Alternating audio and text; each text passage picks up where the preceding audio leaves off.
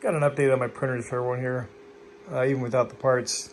This one over here I can go ahead and put it back together because I got the wiring harness off the other finisher that was the moving company messed up. This one over here has the issue it's been trying to address with the scanner, which is pestering the living daylights out of me. It's 2 brackets on the floor I'm messing with.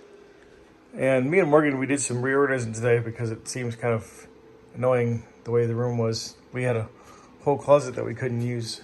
So we kind of shuffled stuff around. And of course, I didn't sound him. He's I put him up there. He likes that place up there. What do you know? I got sound in here already.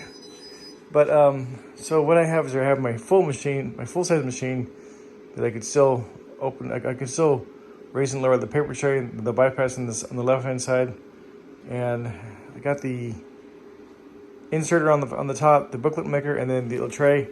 The reason why I didn't attach the CZ folder was because I need a paved stone from Home Depot to level it, and also have to put on.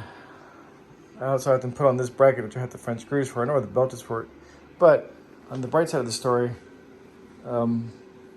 this machine actually fits over here because it's a little small, tiny space over here, and we actually gained a whole new closet, which I'm considering using for the litter box. There's no point in people smelling the smell when they walk down the hallway. So that fits in there pretty nice.